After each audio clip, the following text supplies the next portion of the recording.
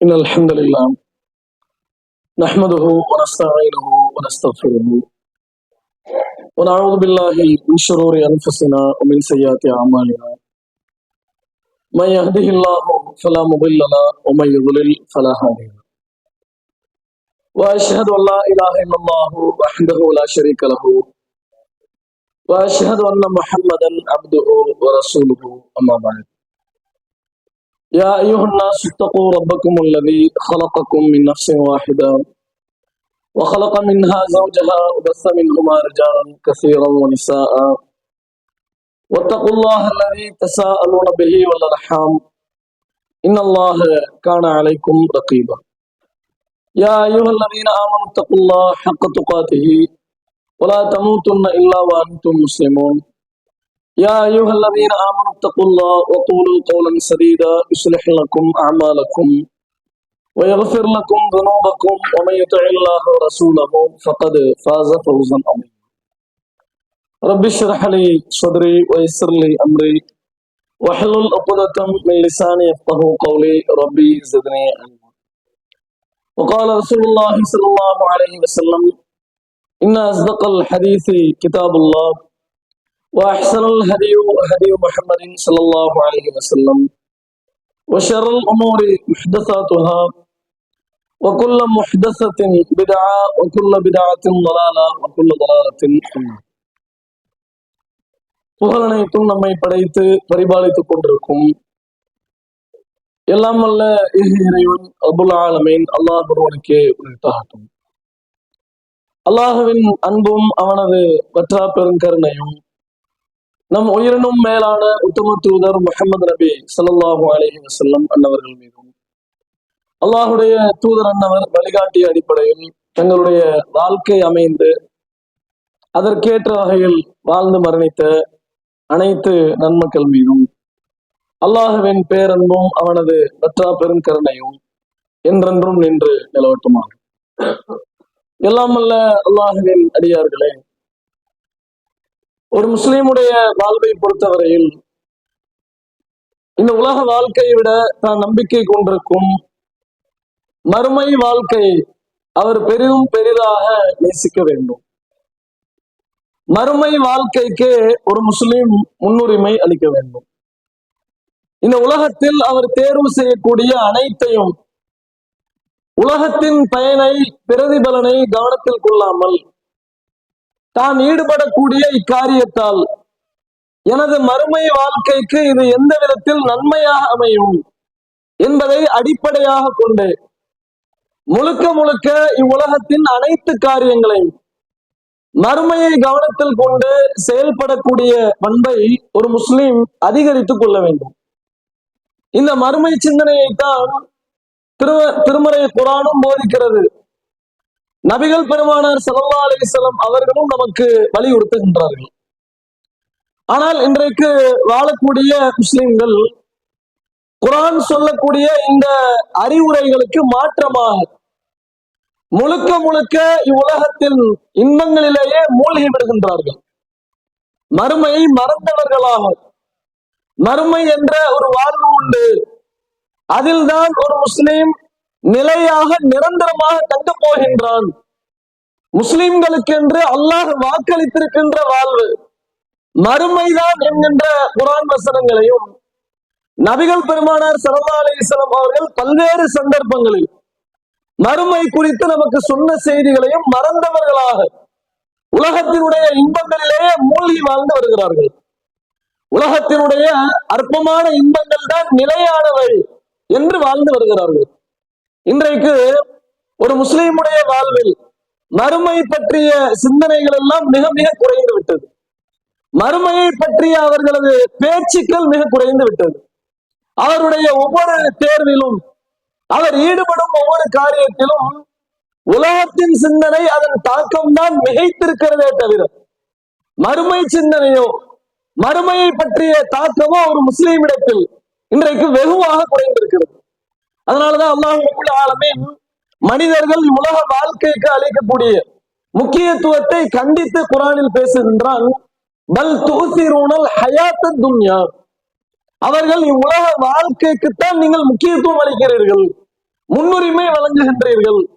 வல் ஆகிரத்து கைரும் வ அப்கா, மறுமைதான் சிறந்தது, மறுமைதான் நிலையானது என்று இறைவன் குறிப்பிடுகிறான். உலகம் உலகம் என்று உலகத்தின் பின்னாலேயே இயங்கிக் கொண்டிருக்கக்கூடிய, உலகத்தின் இன்பங்களை நோக்கி சென்று கொண்டிருக்கக்கூடிய மனிதர்களை பற்றி தான் அல்லாஹ் வசனத்தில் கண்டித்து பேசுகின்றான்.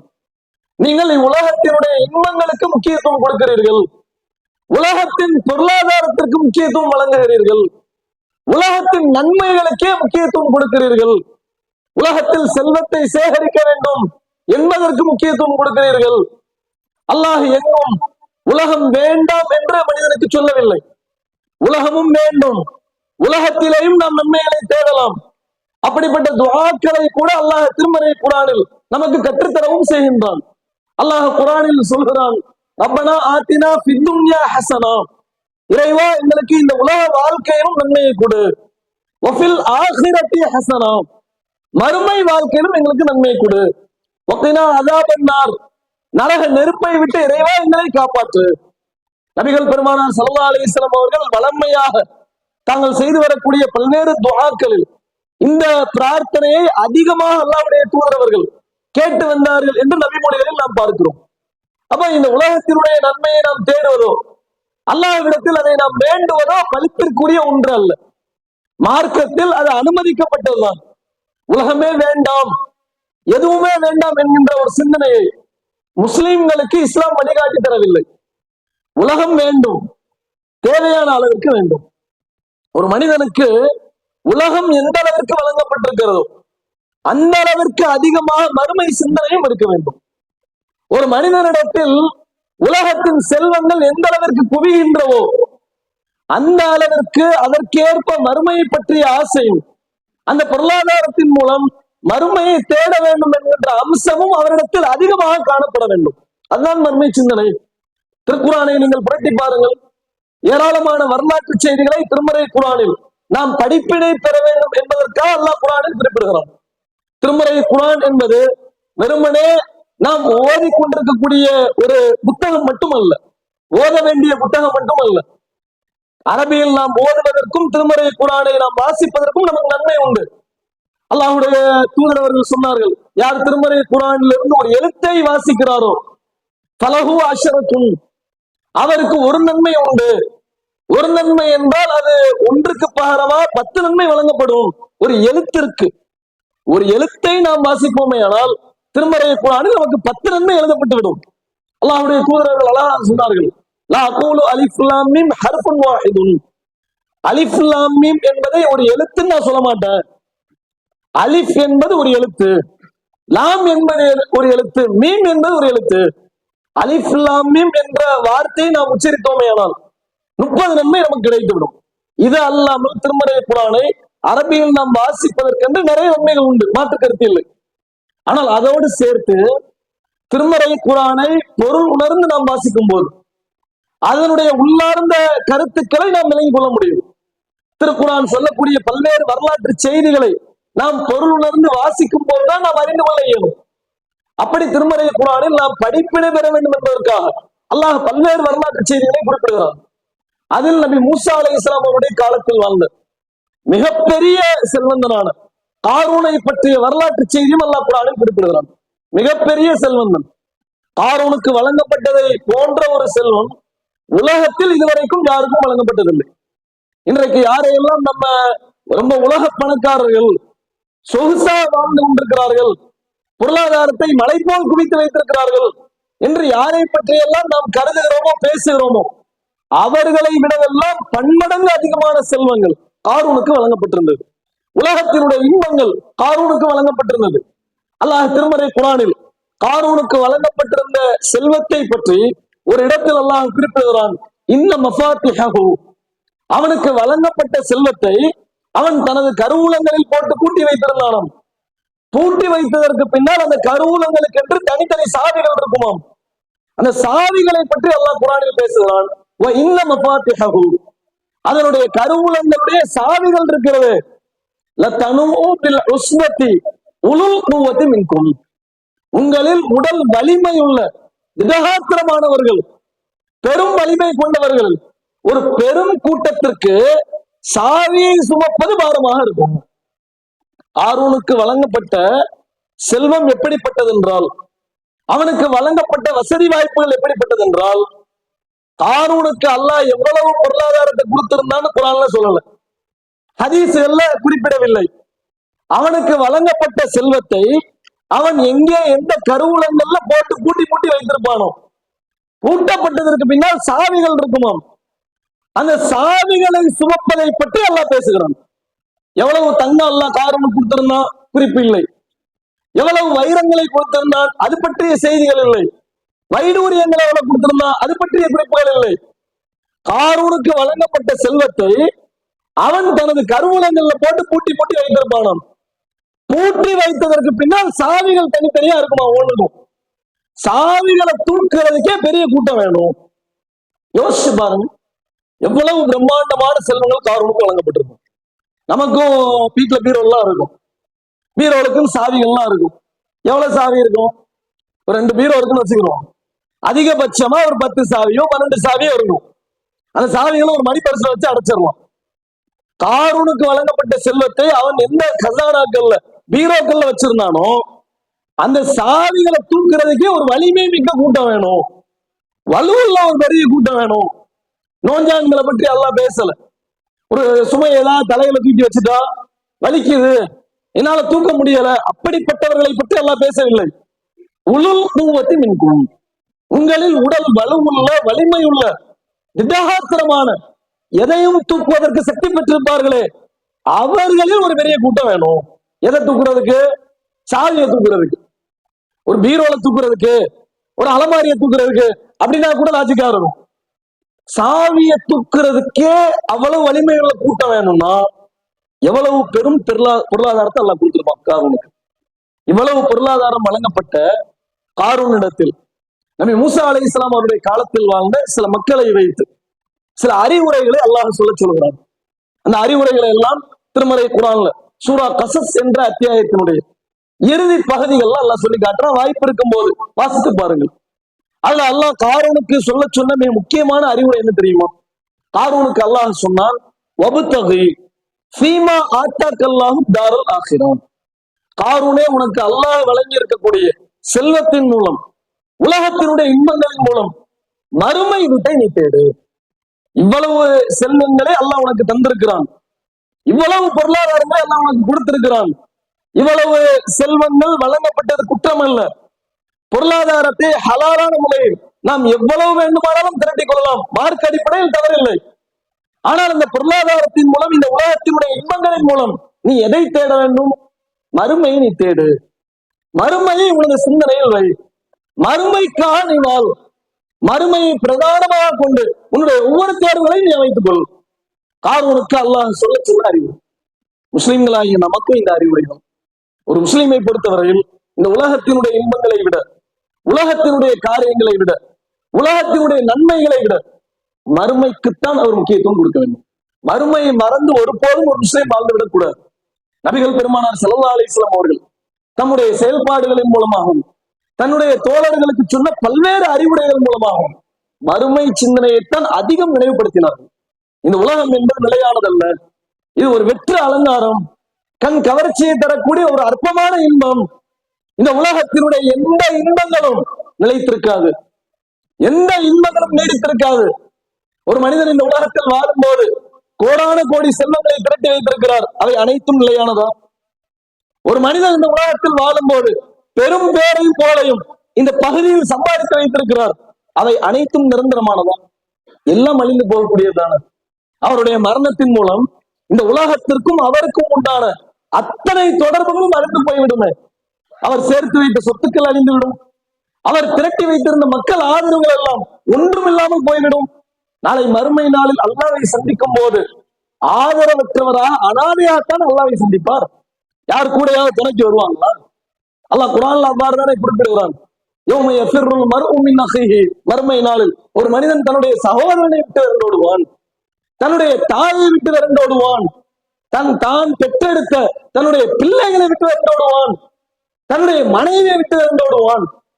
மனைவியை விட்டு, பிள்ளைகளை விட்டு, தாய் தந்தையரை விட்டு, தன்னுடைய சகோதரனை விட்டு விரண்டோடக்கூடிய நாள் மறுமை நாள். பெரும் அச்சத்தை கொண்ட ஒவ்வொரு மனிதனும் தனித்தனியே தன்னை பற்றி மட்டுமே சிந்திக்கக்கூடிய நாள் மறுமை நாள். யாருடைய ஆதரவு மறுமை நாள்ல நமக்கு இருக்காது. யாரும் யாருக்கும் ரெக்கமெண்ட் பண்ண மாட்டாங்க, பரிந்து பேச மாட்டார்கள். இறை தூதர்கள் கூட, நபிமார்கள் கூட யாருக்கு அல்லாஹ் அனுமதி அளித்தானோ அப்படிப்பட்டவர்கள் தான் அல்லாஹ்ட்ட ரெக்கமெண்டே பண்ணுவாங்க. எல்லாரும் ரெக்கமெண்ட் பண்ணிடுவாங்களா? குர்ஆன்ல அல்லாஹ் சொல்றானே, யௌமலா யன்ஃபஉ மாலும் வலா பனூன், மறுமை நாளில் மனிதனுடைய செல்வமோ அவனுடைய பிள்ளைகளோ அவனுக்கு பயன் தர மாட்டார்கள். லா தன்ஃபஉ ஷஃபாஅத்து இல்லா மன் அஸின லஹுர் ரஹ்மான், யாருக்கு அல்லாஹ் அனுமதி அளித்தானோ அவர்கள் மட்டும்தான் அல்லாஹ்விடத்தில் பரிந்து பேச முடியும். யாருக்குமே அல்லாஹ்ட்ட ரெக்கமெண்ட் பண்ண முடியாது. எந்த குடும்பத்திற்காக இன்றைக்கு ஓடாய் தேய்ந்து கொண்டிருக்கிறோமோ அந்த குடும்பத்தினர்கள் நாளைக்கு நமக்கு மறுமை நாளில் பயன் தருவார்களா? குடும்பத்தினர்கள் நமக்காக மறுமை நாளில் அல்லாஹ்வின் முன்னால் துணைக்கு நின்று கொள்கிறேன் என்று துணைக்கு நிற்பார்களா? யாரும் துணைக்கு நிற்க மாட்டாங்களே மறுமை நாள்ல. யாரும் நமக்காக பரிந்து பேச மாட்டார்கள், யாரும் நமக்காக துணை நிற்க மாட்டார்கள். ஆனால் இன்றைக்கு நம்ம பலர்களை பார்க்கிறோம், உலகத்தில் வாழும்போது மார்க்கத்திற்கு மாற்றமான காரியங்களில் ஈடுபடுவதற்கு யாரை காரணம் காட்டுகிறார்கள்? குடும்பத்தை காரணம் காட்டுகிறார்கள், சொந்த பந்தங்களை காரணம் காட்டுகிறார்கள், மனைவி பிள்ளைகளை காரணம் காட்டுகிறார்கள். இப்படி காரணம் காட்டிதான் மார்க்க மீறல்களே மனிதன் ஈடுபடுகிறான். உலகத்தில் வட்டி அடிப்படையில கொடுக்கல் வாங்கல ஈடுபடுறாங்க. கேட்டா என்ன சொல்றாங்க? எல்லாம் எனக்காண்டியா வட்டிக்கு வாங்கின, இஎம்ஐல எனக்காக வேண்டிய எல்லா பொருட்களும் வாங்கினேன், எல்லாம் என்னுடைய மனைவிக்காக. போனுக்கு இஎம்ஐ, வாகனத்திற்கு இஎம்ஐ, வீடு கட்டணுமா அதுக்கு இஎம்ஐ, எல்லாத்துக்குமே இஎம்ஐ. இஎம்ஐக்கு பழகிவிட்ட சமூகமா இன்றைக்கு மாறி போயிருக்கிறார்கள் மனிதர்கள். எதை கேட்டாலும் என்ன சொல்றோம்? எல்லாம் எனக்காகவா? எல்லாம் குடும்பத்துக்கு, எல்லாம் மனைவி பிள்ளைகளுக்கு. குடும்பத்தினர்கள் நாளைக்கு நமக்கு துணை நிற்பார்களா? இன்றைக்கு அல்லாஹ் சொன்ன அறிவுரைகளை மீறி நடைபெறக்கூடிய நிகழ்ச்சிகளில், ஆடம்பரமான நிகழ்ச்சிகளில் இன்றைக்கு நம்ம பலர் பங்கு கொள்கிறார்கள். நபி வழிக்கு மாற்றமான நிகழ்ச்சிகளில் பங்கு கொள்கிறார்கள். கேட்டா என்ன சொல்றாங்க? எல்லாம் சொந்த பந்தங்களுக்காக வேண்டிதான் போய் நிகழ்ச்சியில கலந்துக்கிட்டேன். ஏங்க நபி வழிக்கு மாற்றமான நிகழ்ச்சி இருக்கு, போய் கலந்துக்கலாமான்னு கேட்டா, சொந்த பந்தங்கள் இந்த நிகழ்ச்சிக்கு போகாட்டி என்னை கோச்சுக்கிடுவாங்க, என்னை வெறுத்து விடுவார்கள். கோச்சிட்டு போட்டுமே, மறுமை நாள்ல சொந்த பந்தங்கள் நமக்காக பரிந்து பேசுவார்களா அல்லாஹ்விடத்தில்? இறைவா இவர்களை காப்பாற்று என்று நமக்காக ரெக்கமெண்ட் பண்ணுவாங்களா? யாரும் நமக்காக வந்து துணை நிற்க மாட்டார்களே. பெரும் அச்சத்தை கொண்ட, பெரும் திடுக்கத்தை கொண்ட ஒவ்வொரு மனிதனும் அல்லாஹ்வுடைய இந்த தண்டனையிலிருந்து என்னை நான் எப்படி காப்பாற்றிக் கொள்வது என்று மனிதன் தன்னை பற்றி மட்டுமே சிந்திப்பானே.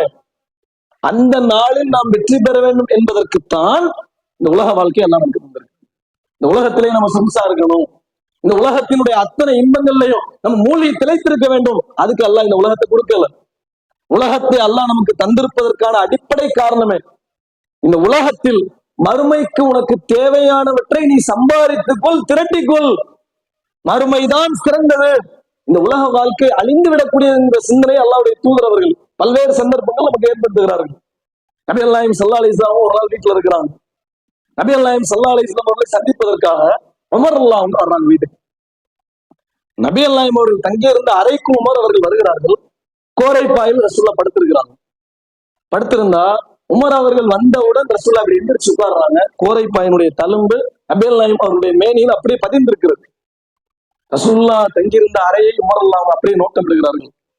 உமர் ரலியல்லாஹு அன்ஹு பார்த்துட்டு சொல்றாங்க, அந்த அறையில் மதிக்கத்தக்க எந்த ஒரு பொருளையும் நான் பார்க்கவில்லை.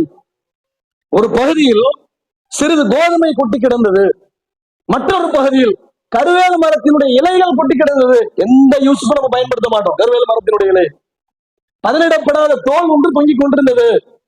நபி நாயகம் ஸல்லல்லாஹு அலைஹி வஸல்லம் அவர்கள் தங்கியிருந்த அறையில் வேறு எதையும் நான் பார்க்கவில்லை.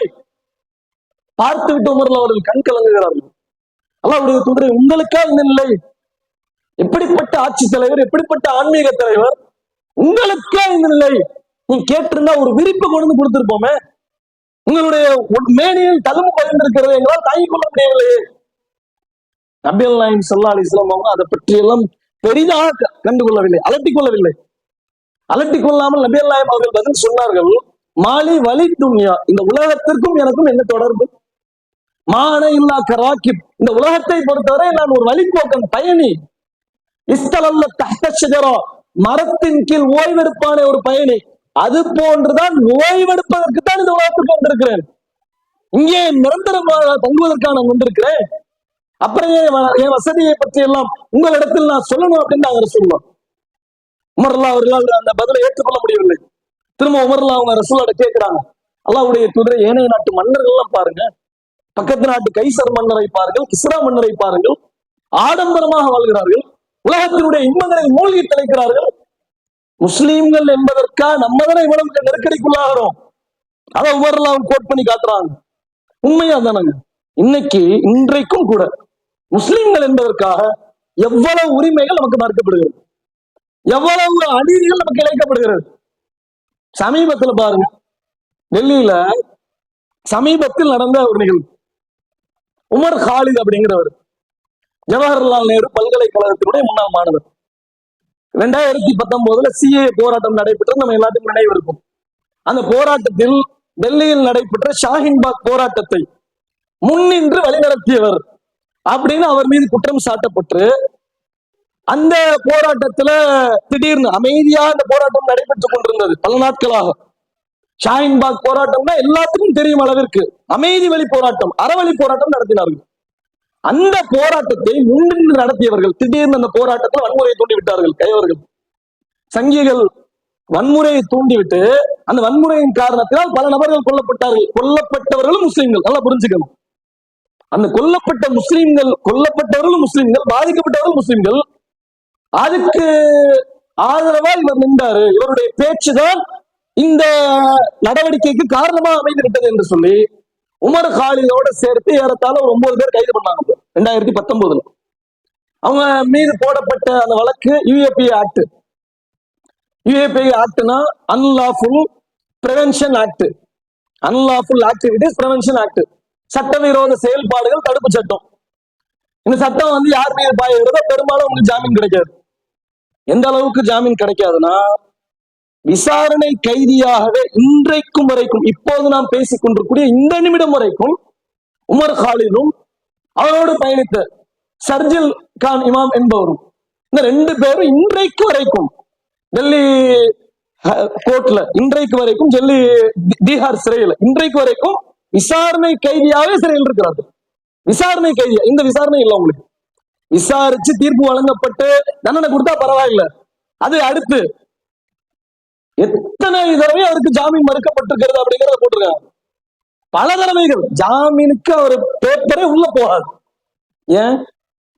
மற்றவர்களுக்கு எல்லாம் இப்ப சமீபத்தில் கூட பார்த்திருப்பீங்க, ஹரியானா மாநிலத்தை சேர்ந்த குர்மீத் ரஹீம் சிங் அப்படிங்கிறவர் பல தடவை 2017 பாலியல் குற்றச்சாட்டுக்கு உள்ளாகி உள்ள போனவர். அவர் உள்ள போய் இத்தனை வருஷம் ஆச்சு, 8 வருஷம் ஆச்சு. உள்ள போனதுல இருந்து 15 தடவை அவருக்கு மரபு கொடுத்திருக்காங்க. என்னடா அப்படின்னு கேட்டா, பரவல்ல 40 நாள் அவர் சொகுசா சுத்தி திரிவார். பரவல்ல 15 தடவை பாலியல் குற்றவாளி என்று நிரூபிக்கப்பட்டவருக்கு 15 தடவை மரபு கொடுப்பாங்க. ஆனா முஸ்லீம் என்பதற்காக ஜாமீனே கொடுக்காம 5 வருஷம் 6 வருஷமா விசாரணை கைதியாக உள்ள இருக்கிறார். யோசிச்சு பாருங்க, எதனால? முஸ்லீம்ங்கிறதுக்காண்டி. முஸ்லீம் என்பதற்காக இவ்வளவு நெருக்கடிகளை நம்ம அனுபவித்துக் கொண்டு வருகிறோம். இதெல்லாம் எதற்காக வேண்டி? மறுமைக்காக வேண்டி இல்லையா? யோசிச்சு பாருங்க. இத ரசூல்லா உமர்லா அதை சொல்லும் போது ரசூல்லா கேட்கிறாங்க, அந்த இன்னும் உமரை சந்தேகத்துல இருக்கிறீங்களா? உலாயிக்க கோமும் உஜ்ஜிலத்திலும் தையிபாத்தும். நீங்க யாரை குறிப்பிடுறீங்களோ, கைசர் நாடு கிஸ்ரா நாட்டு மன்னர்கள் எல்லாம் குறிப்பிடுறீங்களே, அவர்கள் எல்லாம் காபிர்கள், இறை மறுப்பாளர்கள். அவர்கள் இந்த உலகத்தில் செய்த செயல்களுக்கு உண்டான நன்மைகள் இந்த உலகத்திலே அவர்களுக்கு முற்படுத்தப்பட்டு விடும். மறுமையில் அவங்களுக்கு எந்த கூலியுமே கிடைக்காது. ஆனால் நம்ம அப்படியா, நம்ம முஸ்லிம்களை அவர்களோடு காபிர்களோடு முஸ்லிம்களை ஒப்பிடும் போது ரசூலுல்லாஹ் கோபம் வருது.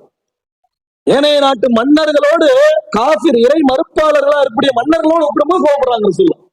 தன்னுடைய அசௌகரியத்தை பற்றி பேசும்போது கோபமே படல ரசூலுல்லாஹ். அதை பற்றி எல்லாம் பெரிதாக அரட்டி கொள்ளவில்லை. காரணம் என்ன? மறுமைதான் நம்முடைய இலக்கு. நம்முடைய சிந்தனைகள் அனைத்தும் மறுமை நோக்கிதான் இருக்க வேண்டும். நம்முடைய செயல்கள் அனைத்தும் மறுமை நோக்கிதான் இருக்க வேண்டும் என்பதற்காகத்தான் முஸ்லிம்களாகிய நம்முடைய அனைவருடைய நிலைப்பாடுகளும் நம்முடைய அனைவருடைய செயல்பாடுகளும் மறுமையை நோக்கியதாக இருக்குமே. ஆனால் நாளை மறுமை நாளில் மகத்தான நாம் வெற்றி பெறுவோம். அதை தவிர்த்து விட்டு இந்த உலகத்தினுடைய சிந்தனைகளையே நாம் ஏற்றுக்கொண்டு நம்முடைய ஒவ்வொரு செயல்பாடுகளும் நமக்கு அமைத்து விடுமே. ஆனால் நாளை மறுமை நாளில் அல்லாஹ்வின் முன்னால் நாம் நிறுத்தப்படும் போது நம்முடைய செயல்கள் நமக்கு பயனற்றதாக ஆகிவிடும். அதை கவனத்தில் கொண்டு இந்த உலகத்தில் மறுமையை கவனத்தில் கொண்டு நம்முடைய ஒவ்வொரு செயல்பாடுகளையும் அமைத்துக் கொள்ளக்கூடிய நன்மக்களாக அல்லாஹ் நம் அனைவரையும் ஆக்கி அருள் புரிவான். அல்ஹம்துலில்லாஹ். அன்பிற்குரிய எல்லாம் அல்லாஹ்வின் அடியார்களே, அல்லாஹுடைய திருப்தியை பெற்ற அல்லாஹ்விற்கு மிகவும் விருப்பமான ஒரு இடத்தில் நாம் அமர்ந்திருக்கோம். பள்ளிவாசல் என்பது ஏனைய அனைத்து இடங்களையும் விட அல்லாஹ்விற்கு ரொம்ப விருப்பத்திற்குரிய இடம். அதனாலதான் அல்லாஹுடைய தூதர் சொன்னார்கள், அஹப்புல் பிலாதி இலல்லாஹ், அல்லாஹ்விற்கு ரொம்ப விருப்பத்திற்குரிய இடம் எதுவென்றால் மசாஜிதுஹா, பள்ளிவாசல்கள் தான் அல்லாஹ்விற்கு ரொம்ப விருப்பத்திற்குரிய இடம் என்றார்கள். பள்ளிவாசலில் நம்ம அமர்ந்திருக்கிறோம். நபிகள் பெருமானார் ஸல்லல்லாஹு அலைஹி வஸல்லம் அவர்கள் மக்காவிலிருந்து ஹிஜ்ரத் பண்ணி மதீனாவிற்கு வரும்போதும் கூட அவங்களுடைய எண்ணம் எல்லாம் இறை இல்லத்தை நோக்கி தான் இருந்தது. பள்ளிவாசலுக்கு தான் ரசூலா இடத்தை தேடினாங்க. அப்படி இடம் தேடும் போதுதான் 2 அனாதை சிறுவர்களுக்கு சொந்தமான இடத்தில் அவர்களுடைய வாகனம் அமர்ந்தது. அல்லாஹுடைய தூதர் அவர்கள், இதுதான் நமக்கு பள்ளிவாசலுக்குரிய இடம், யாருக்குரிய இடம் அப்படின்னு சொல்லி கேட்டு ரசூலா ஆள் அனுப்பும் போது சஹல் சுஹைல் என்ற அந்த 2 அனாதை சிறுவர்கள் அழைத்து விடப்படுகிறார்கள். ரசூலா அவங்கள்ட்ட பேசுறாங்க, இந்த பள்ளிவாசலுக்காக வேண்டி கொடுங்க அப்படின்னு கேட்கிறாங்க. அவங்க சொல்றாங்க, அல்லாஹ்வுடைய தூதரே தர்றோம், இதை நாங்க காசுக்கு தர மாட்டோம், நகபகுலக்க, அன்பளிப்பா அவங்களுக்கு தர்றோம். ரொம்ப பெருந்தன்மை. இன்றைக்கு உள்ள சூழ்நிலைகள்ல இந்த மாதிரி பெருந்தன்மையெல்லாம் நமக்கு இருக்குமான்னு தெரியல. ஆனா அந்த சிறுவர்களுக்குன்னு பெருசா ஒண்ணுமே கிடையாது பொருளாதாரம். அந்த இடம் தான், அந்த இடத்தை வைத்து சில பொருளாதாரங்களை ஈட்டினார்கள். அந்த இடத்தை பள்ளிவாசலுக்கு ரசூல்லா கேட்டோன்னா ரசூல்லா காசுக்கு தான் கேட்கிறாங்க. அவங்க சொல்றாங்க அன்பளிப்பா தான் தருவோம். நபி நாயகம் ஸல்லல்லாஹு அலைஹி வஸல்லம் அவங்க அன்பளிப்பாலாம் வேணாம், நான் காசு கொடுத்தா வாங்குவேன் என்று அவர்களுடைய பொருளாதாரத்தை கொடுத்து வாங்கப்பட்ட இடம் தான் இப்ப மார்க்கத்திலேயே அதிகமாக நன்மைகளை பெற்றுத்தரக்கூடிய 2வது பள்ளிவாசலாக இருக்கக்கூடிய. நம்ம ஒரு ரக்காத் அங்க தொழுதோம்னா 1000 ரக்காத்துகள் தொழுத நன்மைகள் கிடைக்கும் மஸ்ஜித் நபவியில. அந்த அளவிற்கு அதிக சிறப்புகளை பெற்ற பள்ளிவாசலா அமைந்தது அனாதை சிறுவர்களுக்கு சொந்தமான இடம். அந்த இடத்துலதான் இன்றைக்கு பல்வேறு பல லட்சம் மக்கள் வணக்க வழிபாடுகளை நடத்துகிறார்கள். அதனால அது போன்ற பள்ளிவாசல்கள் என்று மார்க்கத்தில் முக்கியத்துவம் இருக்கிறது. அந்த அடிப்படையில தமிழ்நாடு தௌஹீத் ஜமாத்தினுடைய மதுரை மாவட்டத்தில் உள்ள வில்லாபுரம் என்று ஹவுசிங் போர்டு என்ற பகுதி இருக்கிறது. அந்த பகுதி அப்படிங்கிறது ஆரம்ப கால தௌஹீது வளர்ந்ததற்கு உண்டான ஒரு முக்கியமான ஒரு இடம் மதுரையில. அந்த இடம் வில்லாபுரம்ன்ற இடம். அந்த பகுதியில ரொம்ப நீண்ட நாட்களாக தௌஹீத் பள்ளிவாசல் இல்லாமலே இருந்தது. கடந்த சில வருடங்களுக்கு முன்னால் அதற்கென்று இடம் வாங்கப்பட்டு இப்ப ஒரு 2 வருடங்களா இந்த பள்ளிவாசல் கட்டுமான பணி நடைபெற்றுக் கொண்டிருக்கிறது. ஒரு 1 கோடி ரூபாய் அளவிற்கு பொருளாதாரம் தேவை அதுக்கு. அதுல கட்டுமான பணியெல்லாம் முடிவு பெறும் நிலையில் இப்போது இருக்கிறது. எலிவேஷன் ஒர்க்கு, அதே போன்று படிக்கட்டு ஒர்க்கு, மேல படிக்கட்டுலாம் போட்டு அது ஒர்க்கு முழுமை பெறாமல் இருக்குது. படிக்கட்டு கைப்பிடி இல்லாதனால பெண்கள்லாம் பள்ளிவாசலுக்கு வர்றதுக்கு ரொம்ப சிரமமான ஒரு நிலையில ஒரு 30 லட்சம் ரூபாய் அளவிற்கு இப்போது தேவை இருக்கிறது. இறையில்ல பணிகளுக்காக இறைவனுடைய திருப்தியை எதிர்பார்த்து நாம் மாறி வழங்கும் போது மறுமையில் நம்முடைய காரியங்களை அல்லாஹ் லேசாக்கி தருவான். மறுமையில் மாளிகையை நமக்கு அல்லாஹ் பரிசாக தருவான். அந்த நன்மைகளை எதிர்பார்த்து ஜும்மாவிற்கு பிறகு அதற்காக வசூல் செய்யப்படும். தாராளமாக உங்களுடைய பொருளாதாரங்கள் இருந்திருக்கக்கூடிய ஆண்களும் பெண்களும் உங்களால் இயன்ற அளவிற்கு இறைவனிடத்தில் நாளை மறுமை நாளில் நம்முடைய மீசான் தராசு அதிகரிக்க வேண்டும், தராசினுடைய கனம் அதிகரிக்க வேண்டும் என்பதை கவனத்தில் கொண்டு தாராளமாக இந்த வகைக்காக வாரி வழங்குமாறு கேட்டுக்கொண்டு நிறைவு செய்து கொள்கிறேன். வாஹிரு தஅவானா அல்ஹம்துலில்லாஹி ரப்பில் ஆலமீன். அஸ்ஸலாமு அலைக்கும் வரஹ்மத்துல்லாஹி.